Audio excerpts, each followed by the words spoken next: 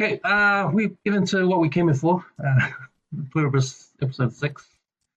If you haven't watched this show, I'm about to do the spoiler alert. So if you haven't watched episode 6, stop this podcast right now.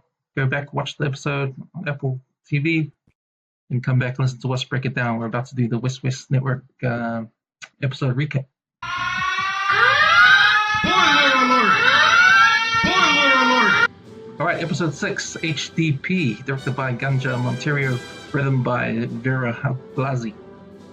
Carol records her discovery from the packaging warehouse, which is filled with hundreds of shrink-wrapped human body parts. She drives to Las Vegas, where Kumba is living in the penthouse of the Westgate Casino, causing the others to leave the city. When Carol arrives, Kumba reveals he is already aware of her findings. He shows her a recording which explains that others cannot kill any animal or plant life, hence to sustain their bodies, they supplement their diet with human-derived protein HDP from dead bodies. Kumba also reveals that he and most of the immune stay in touch over video calls, from which Carol is excluded due to a majority vote, which devastates her. The next morning, Kumba reveals the others have learned how to convert the immune by extracting their stem cells and customizing the virus for each individual, but they require the person's consent to do so. Carol calls the others to firmly refuse consent before leaving. 3 days prior, Manuso in Paraguay receives the first of Carol's messages and realizes he is not alone. Using the address from the package, he begins driving to Albuquerque. That was your WesWes episode recap. All right, start with you, Bob. Thoughts about this episode, man? Yeah, it was, you kind of was looking forward to it because of the cliffhanger from that last episode. And then not long into it, after Carol's like, yeah, filming all of her evidence and creating that whole suspense. And there's like that whole Blair Witch Project first-hand cam recording type,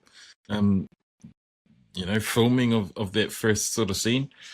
And then she's like super convinced and has this real conviction that man, I've got this this is the hand grenade that's gonna get those people to come across to my side, and I'm gonna blow it up in their faces, and they're gonna see that we're being bamboozled by these pod people, right? And then straight into meeting up with the French-speaking guy, and they already sort of know, and the big reveal that it's people that they're eating, everyone kind of knows. And sorry, Carol, yeah, we kind of all know you were a little bit upset about it, but it really kind of she had a massive typhoon hurricane in her sails, and then just went like that, like her ship it doesn't matter. Yeah, it just died in the water, and that whole her whole world of what she thought was going to happen. And I'm sure she would have had scenarios in her head about, man, and now we're going to go on this crusade to try and find the antidote and find the cure. And it was just a real it was a nothing. That whole build up from episode 5 and then into episode 6, and it just really fell flat for her. I thought it was an interesting episode because you learned a few more things. They progressed that whole plot again. Like, they can't just find the way to turn you and then just instantly come and kiss you, or like what they were doing in that first episode, just kissing everyone, spreading their viruses. And that they have to ask for permission and get all these stem cells. But then you kind of hear that French-speaking guy, Wangalafu Ingoa, what's his name? His name is Kumba. Yeah, Kumba. Well, Kumba. He says they were not pleased, and I'm thinking, well, same accent too. When you say it like that, they were not pleased. They were not pleased, like their smiles went sad, or they were not pleased, and it sounds kind of ominous, like they were not pleased. They're going to kill you in your sleep. There's still that unknown quality, even though you've kind of witnessed. You've heard people's accounts. You've seen them be really nice. But there's still some real freaky shit happening that you kind of still don't know. There's still an element of unknown. I really enjoyed John Cena coming on this episode and his blues-ass cameo. And You know, and this is where that crossover happens again, right? It's just like big movie actors. He's got his own TV series now, and now he's crossing across to other TV series now. So it's all good now if these big Hollywood actors are now appearing on TV series and giving weight to these TV series just by them appearing and making these small cameos. And man, he came across just like John Cena would, like super funny, and it was quite serious, and how he explained it, and his whole sort of twist into how he been hanging out with the French speaking guy, and yeah, he's trying to teach me the sunset flip. That's right. Yeah, Sunset flip wrestling move, power eh? bomb. Yeah, Yeah. and I was like, so, and then you kind of learn more about this guy. You know, he's not only living in casinos and penthouse suites. He's not flying around in Air Force One. He doesn't just have Lamborghinis for every day of the week. He's also finding celebrities that are now part of the other people, and he's hanging out with them. So I'm like, this guy, he is Makai taking stuff to the max. But yeah, it also highlights Carol's journey. It's still super solitary now with these pod people not wanting to hang with her, and you kind of still don't know when it is they're going to come back. And he alludes to it at the end of the episode. Oh, you need to change your heart. And she's like, nah, fuck these guys. And then storms off. But then you get that cool little bit at the end about the Paraguay guy and how he's, you know, now he's ventured out from his storage facility and he's found that radio frequency. Again, that's another one of those, what is that? What is that radio frequency that he's found? And now he's upped and left the safety of his little sanctuary. Now he wants to go and find shit out. And then his mother appears out of nowhere and stuff you. You're not my mom. My mom was a bitch. So it's like, oh, okay.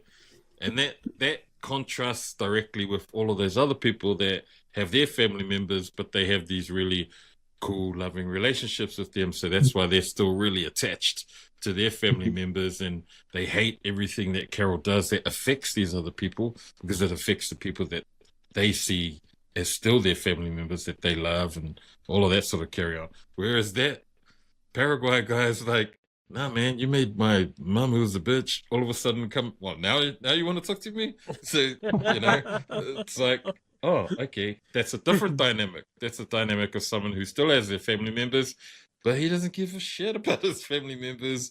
And it's a real opposite of those people that still have their family members. Yeah, I thought it was a cool episode to sort of carry on a bit more of the story. Absolutely put a pin in what you thought was a really cool cliffhanger from the last episode, and then it was just a nothing. But then you've got like that whole bigger issue about, oh, they're all going to start dying because it's like they can't even pick apples off the tree. I was like, oh, okay, that's another interesting thing about these people, like plant life, bugs, animals. Like, so if there's a lion running around and it's mauling all of these people, they're not going to try and protect themselves. They're going to, it's an interesting, it's an interesting thing to learn about these guys. And then you think about it and it's like, well, it stacks up because they'll give you a grenade, they'll give you a flipping atom bomb, they'll do all sorts of stupid shit. So it makes sense that they wouldn't protect themselves, or they wouldn't harm you. You know, there's lots of nonsensical things about these people that are just being explained with each episode. So yeah, I thought it was all right. Like, it wasn't a great episode because there was only like 2 real main actors in it, and they were just sort of carrying the whole story. But the inclusion of those little cameos from John Cena, and then that crazy like James Bond casino scene at the beginning where he's just like role playing with all the pod people. I was like, this guy is just living in his own world. He was using them as props, man. I was like, what the hell? Like, hey, don't break character. I was like, oh, sorry. Yeah, no, it was cool. It was a cool episode. Yeah, just like Bob. Yeah, I had the same kind of reaction. But yeah, it was so funny seeing Carol when she funny to go talk to Kumba, and then she's like, oh yeah, I'll show you what I found, and then he's just like, oh yeah, I knew last week. It's like, what? How did you react? And he's like, well, yeah. He doesn't care. And he's like, oh, yeah, I am concerned, but, whatever. They need to live. I was like, oh, man, that was crackle. So, yeah, seeing now Carol, getting, like, the rock treatment, it was funny as. Yeah, also learning about, like, how they won't harm anything. I'm just running about to say, like, because through this whole thing, they don't want to hurt anybody or hurt life at all. What happens when they decide to? What is that going to look like? What happens if they get, they start to learn that, okay, we can kill these guys. Fuck it. Or we can kill Carol. I don't know. I don't know if this is going to be an aggressive part later on, or is it all going to be love? So they won't kill a cow to eat a cow, but they'll wait till a cow grows old and dies of old age and then eat the cow? If the cow dies by an accident, like how the humans did, then they'll chop you up and derive the proteins out of your body to eat you. There was the yellow stuff. I actually thought the yellow stuff was what was keeping them connected mentally, but apparently it was just a food source. They would rather starve to death than pick an apple from a tree or kill a pig or a cow, which is pretty out of it. But it says a lot too. So yeah, the little surprise with John Cena was also, that was fun to watch. There'll be one to remember for a while. An infomercial. I thought that was funny too. But yeah, now with Carol going to Las Vegas, sorry, and then getting bombed out like that, that was crack up. That was probably the funniest thing I've seen in a while. But I was like hoping for more. I think for this episode I was hoping for a little bit more. So yeah, I didn't like this episode that much, but it was good. Yeah, I kind of like this episode only because, well, firstly the technical aspects of this film, like you alluded to before, Bob, about the handheld camera scenes in the beginning, like it was like a horror movie, like the Blair Witch or something like that. So there's that. I thought that was pretty cool. I did a little bit of research. So the head that she has, the shrink wrap head that she shows in the camera, that's actually a model of Vince Gilligan. He wanted to have his head there, so they made a model of his head and wrapped it in up. So, and he said, "Oh yeah, that's the first time I'm in one of my films." Oh, shit. As a side note thing. But I was doing the same research, and it was cool how they did the behind the scenes of how they made, the shots of Las Vegas empty? Yeah. The streets of Las Vegas were empty. So you know how they did that? They had a car drive around like a Google car with all the cameras on the car. They had a car drive around in circles every day for 30 days at 4 o'clock in the morning to 5 o'clock in the morning. So, oh shit! So they'll try and get, because there's hardly any cars that early in the morning. So they'll try and get all the footage of no cars at all, no people at all, and they'll just stitch it together so it looks like it's empty. Wow! Right. Yeah. I was wondering how they did that. Yeah, because they've got like hours of footage of them driving around in early hours of the morning, and all they do is stitch together the shots with there's no one around, and it looks like it's one shot. That was pretty good. No one in the area. That's really clever. It's a clever way of doing it. So there was that. So I thought that when I heard that, I thought, man, this is so cool. This is so, it's a technical way, and like even with the camera shots, like the scene where Carol was running around her house trying to collect all the stuff so she can go to Las Vegas. You notice where the camera is in every scene? It's like an odd like in places. a suitcase. Yeah. Or every scene, the camera's in the odd place, right? So it's like, it's real cool how he does that. So that's sort of like an MO of the stuff. You see that in Breaking Bad as well and all this stuff. So I thought that was pretty cool. But yeah, man, with what happened with Carol bringing her news to Las Vegas and they get shut down, and then the revelation that the Hive has found a way to bring them over, but they have to get their consent. So that's like a thing where they're not going to change at all if it's up to them, right? It's up to them to change over. So now Carol, we know she doesn't want to change. So we've got that out of the way. Now we don't have to worry about her changing over, right? unless the hive feels that they need to change her over and they have to force her to do it if it gets too out of hand. But I think even so with their situation with they can't last for 10 years. I think they're saying because the food supply will run out. They have to find a new way of doing it because they won't eat. They won't make new food. They won't harvest new food. They won't kill some more cows to make new food and all that. So, yeah, it's interesting where that goes because if we talk about survival, well, what does a species need to do to survive when they've got no more resources? Do they end up killing each other to survive? I don't know. But yeah, it's interesting all that kind of stuff. But I actually like this episode, especially the James Bond scene with the playing cards. You can see this guy Kumba. He has this fantasy in his head. Like, he's taking advantage of the situation, man. He's having all these girls, bathing these girls. You wonder what he's doing at night with these girls. Like they'll just do whatever he says, right? But really, if they're like, that's actually sexual assault, man. It's like sexually assaulting these women. But it's all good because they have to keep him happy and all that. So, yeah, man, it's weird. It's weird. But there's a lot of things to like about this episode. I felt, especially we can see more of what that French dude is doing. Like, would you do the same thing? Would you be like him? Would you do exactly what he does? It's interesting. Yeah, when my brother was watching the show, he was like, "Man, I'll get all the money and all the cars and stuff with it. But what's the use of the money? Because everybody's they're just trying to help you, so you don't need the money, don't need any of that. So what else is there to do?" Like, that's a good point because will he get bored at any point? How long can he do this for? And so because there's no interaction with anyone, like he wants Carol to leave so all the others can come back. So he's trying to get her out.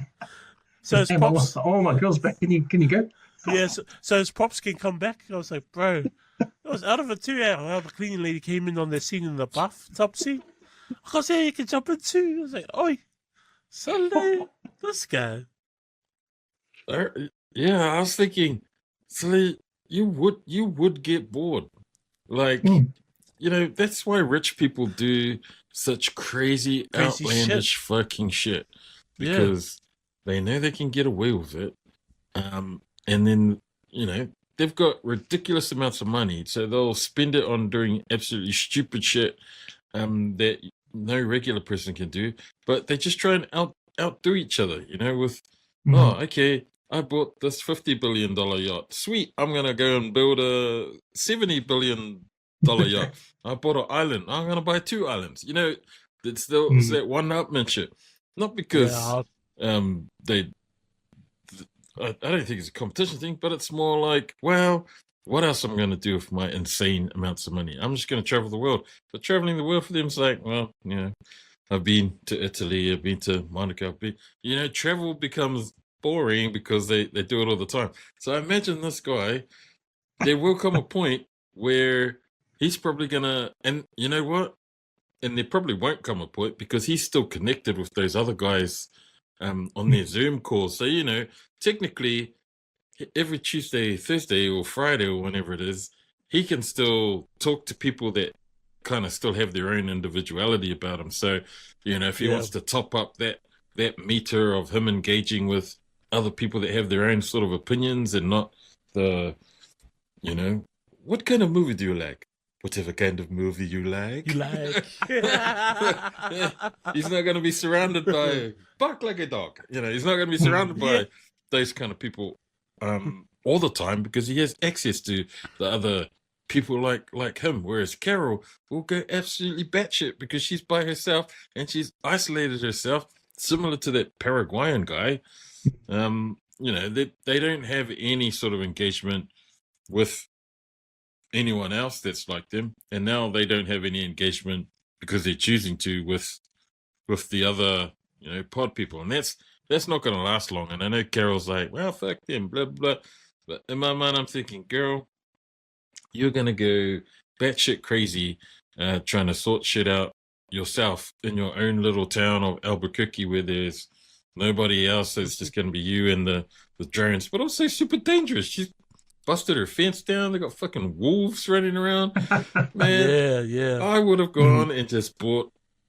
Can you please send me some miniguns? Thank you. The next wolves come around here, I'm just gonna sneak over, and not ones that you have to monitor too, just those flipping motion sensor ones. No. Motion sensor, just kafanga all the wolves out in the middle of nowhere. Nobody's coming close to my place. I ain't gonna get munched up by no wolf when I'm taking the rubbish out. The one thing I did think that they could have done is I would have clarified and been way more specific with the non-consent thing. So I would have said, the only way I can give you consent is if I type that shit down on this kind of typewriter. Yeah, typewriter that I'll never ever find. Because I might get all and I might start talking shit and say, I feel sorry for you. You have my consent. There's a needle in my ass and they're taking my stem cells. I don't want to get into that situation. I want to be specific. I don't want to send like crazy texts while I'm drunk. Like, please, you have my consent. Come take me. I'm so lonely. I want to be specific. It's going to be this kind of typewriter. And then I'm just going to never find that typewriter ever. That's the only way I can give you consent on this type of paper. Not just any A4. I want this type of paper. And that's how you will get my consent, is if I type it in these sequence of words. Like, I'm going to be so specific so that I don't accidentally give consent for them to come and jab my hip with a giant ass needle and take my stem cells. But would I be like that guy with his own harem of ladies? Bro, I wonder. Initially, I was like, no. But because that guy still has contact with the other survivors, people like him, that guy is living his best life, man. And he's like, nah, I'm good. I do my own little world of Vegas with my people, and then I go and connect with those guys to see how they're doing. So yeah, it's interesting. I guess that's why we have a character like him, like the French guy, because that's what I appreciate about this episode was they have Carol and Kumba, two different personalities, two different people that are handling the situation in two different ways, right? And you know how Carol, what she's like, she's sarcastic, she's mean, she doesn't want any part of this, what's happening, she wants everything to go back to normal. So, if you're in her situation, you might have these kind of thoughts, right? But then if you look at the other guy, like what he's doing, he's taking advantage of everything. Like, would you take advantage of the situation because you can? Because, hey, you may as well live the best life you can. Why not? Why? Yeah, why not? Exactly. Like, but to this extreme where he's actually role playing, he's getting everybody to role play in his sort of fantasy. Like, I want to be James Bond today, so can we do this scene where I'm playing poker and I win? Like, what's the fun out of that? Like, you're gonna win. You're gonna win. What's kind of fantasy he's playing out? Like, he can do it like, every day. Way cool about that scene is if they actually got like some real Hollywood actors to act in like in that scene. That would have been cool. It would have been much more worse to see them at the end when how he walks away and they're all laughing and clapping, and then they just clean up everything. I was like, holy shit, that was out of it. Yeah, they just switch sheets. Like, yay! Take off all this jewelry, craziness. Yeah. So after we learned that Carol's big news, it doesn't matter. It doesn't go anywhere. Like, it's sort of like now what? Now what is this program going to do? Because what is there left for Carol to do? Like, well, already we've seen her by herself. She's trying to do what she can do, and that didn't go anywhere. She's found out about the body parts. That didn't go anywhere. So what's next? And then we see the power guy, right? He's on his way to meet her. So I think there's going to be something that comes out of that. Like, this Paraguay guy seems to be more determined to get things back to normal than Carol is. Like, the way he's living. What is this radio thing he's trying to get? He's running down the numbers of the frequencies. And I still don't understand that. It sounds like a beat, eh? When you hear it, it sounds like a beat, like a song beat or something. I don't know if that's the signal that the guys discover. You know, Yeah, with that might that be. made them write the recipe for the virus. Yeah, it So might be. yeah, I'm still trying to figure that one out. Maybe it's the So- radio signal that keeps all their brains connected. Yeah. Eh? Yeah. Sorry, guys. Killed it for you. True. Hey. So, Could be it. there has to be a plot device where the hive needs to feel that they're under threat and they need to fight back, right? So Well- we haven't seen that yet, and maybe this guy from Paraguay has that answer, has that sort of thing, right? So he'll get together with Carol. They'll work out a scheme or something, and they'll probably have a plan to try to get things back to normal, which will be a conflict with the hives, right? So, yeah, I think I don't know what that is, but it seems like that's the next step in the storyline. I wonder, Man, I wonder if there's going to be a time skip as well, like a time skip of months or a year, to further on the story, like how Bob's theory was like if the guy gets bored of what he's doing and have a time skip of that and see the end result of it. I don't know.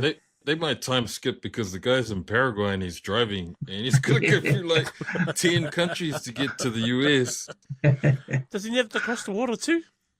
Nah, because Nah, he can go nah. No, through. just go straight to America. He's Yeah. got to go through Bolivia, Peru, Colombia, Nicaragua, Guatemala, Oh, and then yeah, into that's right. Mexico. Yeah. Wow, right, Through all the way Mexico.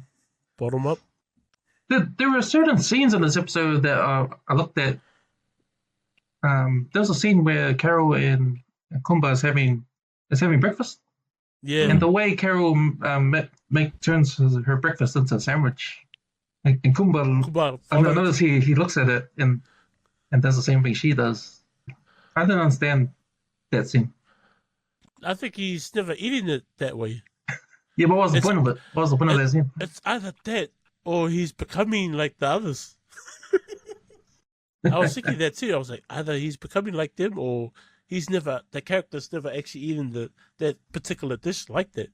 And he just thought, oh, watching Carol eat it like that, and then he liked it. So he was like, okay. Yeah, I just thought that That's was that- weird. That's that thing about individuality, yeah. Like, everybody following what they tell you to do, but Carol's always doing her own shit. It's like, Right. oh, okay, maybe it's a good thing. Mm, I don't know, they might change his mind.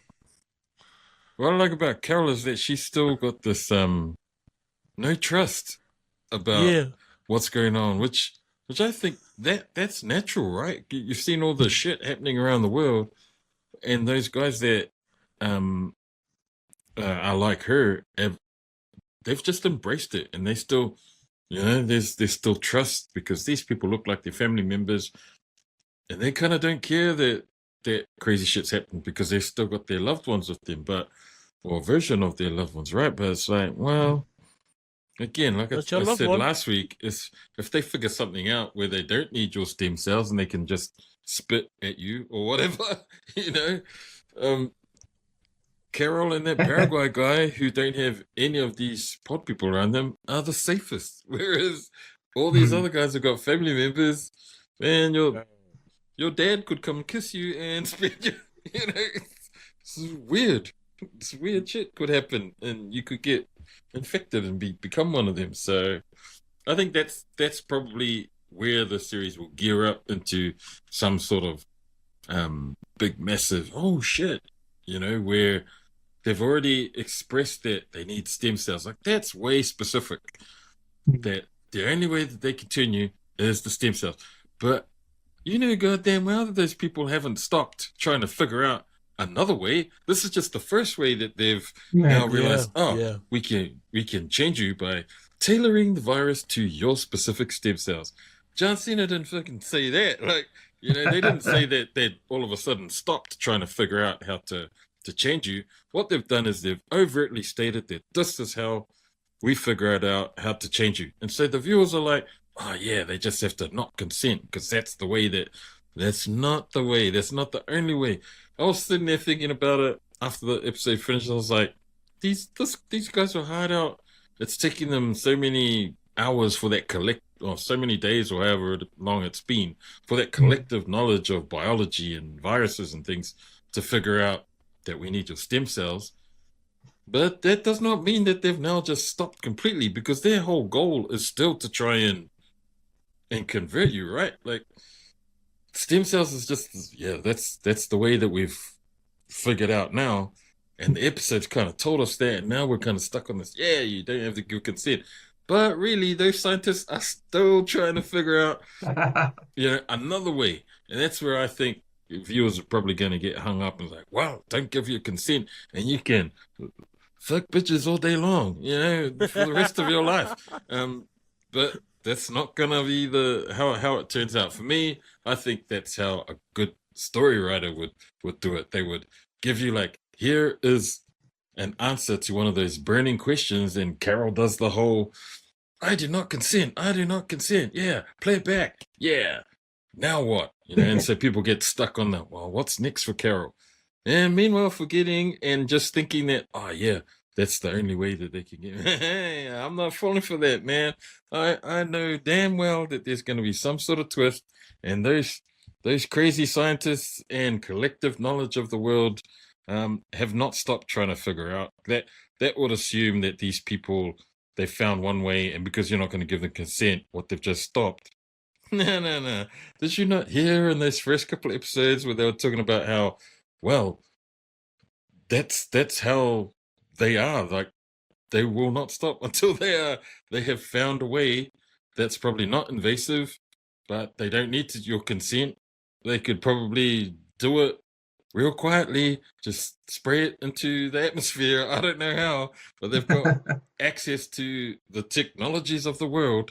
If they can look at you from a flippin' drone that's 10 Ks up in the air that you can't see, there's a way that they'll be able to distribute some sort of, I don't know what it is, to convert you into them. So I think that's probably the whole twist for me, is that, everyone's going to sit back and think, oh yeah, sweet.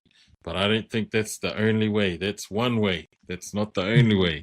And that's where I think people are going to get stuck. Maybe it's, maybe they used one of the uninfected to convince the rest to do it. The others convince one of the uninfected and get them to do it. Well, maybe. To infect the rest. All those that's family a good way of doing it. Ones. Yeah. They can influence their family members. Do you love me? Yeah. Do it for me. Yeah. Well, that's just contrast. Paraguay guy. Well, that's a contrast to what we saw the Paraguay guy with his mum. Yeah. Maybe that trick won't work with him. No, I don't think set that up. That's to set that up there. I don't think it'll work for him and Carol, because man, even when Kumba was like, "Oh, Sosa misses you," and he goes, "Oh, do you want to fix things out so you can get back together?" Now, fuck them. And I was like, "Yeah, go hard, bro, go hard." That's funny. Like, is this your car? And he's got all these Lamborghinis. Yeah. outside the He's got Monday, crazy. Tuesday, Wednesday on the license plate. Jesus, this guy. So sweet. This was let's get into who won the episode. Our viewer. Man, I want to say John Cena, even though he was just an infomercial. But I was cracking up when I saw that. He was acting as himself on infomercial. Yeah, I thought that was funny. Now I'll go with John Cena. Yeah, he's been around on social media a lot. He just came on Joe Rogan. I think he was on. Yeah, he was on something else I saw, and then he just finished Peacemaker. He just quit the WWE. He left WWE. Yeah. Oh yeah, this farewell tour. Yeah, it's finished. Yeah. So he's been around. So yeah, we could see him pop up with this show. You won the episode for you, Bob. I think the pod people, man, like they've gotten all of these guys now, and they've gotten them into a position where they think that if they don't give their permission or consent, then they're going to be safe. But that's False only hope. true if they've stopped looking for a way to try and convert them or try and, change them into becoming one of them. And I don't think that's the case. Like, I don't think, they went and infected all the peoples of the world. And because that's the nature of the virus, is to continue spreading until you are us, and, I don't think they've stopped. So I think they've now convinced Carol and all the other people that, this is the only way, it's the consent. And now they're sort of sitting there comfortable thinking, oh, okay. And now those guys have to figure out how they're going to carry on. But these poor people are still trying to figure out how to make you me. So it's like, no, I don't think their objective has changed. And so because they've now gotten Carol and all those other people to think, oh yeah, don't give consent, sweet, that then they're living pretty and they're going to be okay, and that, Kumba's going to continue doing what he's going to do. But yeah, it's a false sense of security. I don't think that's going to last forever. And you're right, like Paraguay guy coming up is going to change the dynamic even more. Yeah, who knows? We've only kind of seen, and we've been sort of conditioned now with each episode about what these pod people can and can't do, like can't lie, can't do this, can't do that. But really, there's, you've kind of come at us, and you're making these absolutes about these people, and Carol writing things down. They can't be dishonest. Changed it to cannot lie, and I'm like, oh, okay. As the viewer, you're like, oh yeah. Again, I watched too many of these kind of TV series to fall for that one, man, because they're gonna pull the rug out from under you, and the knowledge that you thought after watching all these episodes and that you've accumulated over viewing them over and over again, that shit's gonna blow up in your face like that grenade, and all of a sudden it'll just take one thing to then twist, and all of a sudden it's like, fuck, all that knowledge is out the door. And who knows what'll happen then, because yeah, like I said, Carol's by herself, Paraguay guy's by herself, all those other guys are going to be surrounded by pod people. So yeah, pod people won this episode for me, bro. For me, I think it's Kumba. I think he won this episode. Like, man, you saw him in episode 2 living the life there, and then this is just what is this guy up to? He's doing the same thing, man. He's still living it up, man. And I think he's won it because he's still living it up. He gets a visit from Carol. This is a real person he's talking to. So he gets a little interaction with a real person, not one of the hive. And I think that's a good treat for him, like a good break for him. A break from the harem he's made himself, a break from all the girls, the partying. And that's a pretty cool scene between him and Carol, and I feel like, he enjoyed himself with Carol. It's a change from his party lifestyle that he's made himself, and I feel like, for him, having that meeting with Carol, Carol's gone. I think he'll reflect on that and think, man, that was pretty cool, it's got some, some balance in my life a little bit, with a real person, interaction with a real person. So I think he's going back to his fantasy ways now, but with something extra experience there. I think he won. Who lost the episode for me? I think Carol. I think Carol lost this episode. Always. Yeah, like she's back to the drawing board. Like she's a perpetual loser in this series, man. Bro, she's a yeah, what can I say? She heard news of the shrink wrapped body parts went down the toilet, like you said, Bob. And I think the only thing she got out of this trip was that she can say that she doesn't give consent to getting her stem cells, and that was probably it. She gets one last chance at the end when Kumba asks her, they just want to change her heart. She just fuck them, and she drives off. That was her last chance, but she's staying true to her feelings towards what's going on. So she's sticking to her guns. But that's all she had when she got to Las Vegas, and that's all she's got. Again, she's leaving to go back home. So yeah, she's lost the episode. How about you, Eric? Who's lost the episode? Yeah, I think I'll go with Carol. It's probably the easiest choice. She's lost. Yeah, she got pretty pretty shamed out in this episode. So yeah, I'm going with her. Oh, shamed out because of the news, and shamed out because she learned that the other 12 or 11 don't want to Yeah. talk to her. Yeah. She's not invited to the Zoom calls. Yeah. Yeah, that's right. That's right. She's The like, Zoom calls. she's too, Yeah. oh, we feel like you're too negative, so we don't. Well, Yeah. And then when she was like, "Oh, I'll just go find me a sweet, and then we'll catch up again later." And she looks up and then sees the look on his face, and she's like, "Oh, I was just kidding. I can't wait to get out of Vegas." And I was like, "Liar, liar, you're a liar! Can't wait to get out of Vegas, you liar! Cool. She craves that interaction, right? That engagement. So, I think the one thing that still exists with the whole pluribus thing is the fact that sure, Carol wants to change things, and you've got that dynamic of you don't know what Paraguay guys gonna offer. Yeah. But this ain't like fucking Arnold or Stallone or all of those action heroes that we grew up loving, where you think, man, somehow through these odds, they're gonna find a way. Or MacGyver with some duct tape and a Swiss Army knife.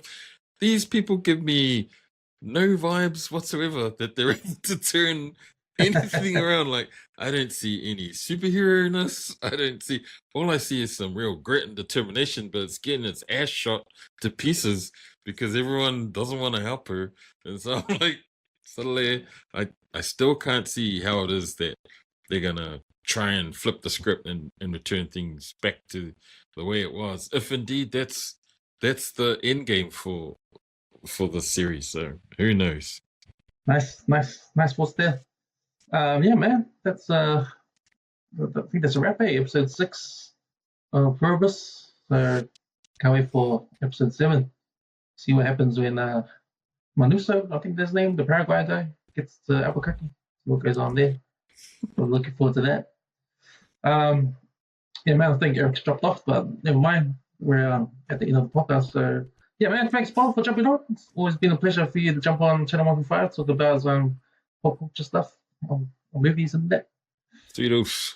We'll see you guys again next week when we do episode 7.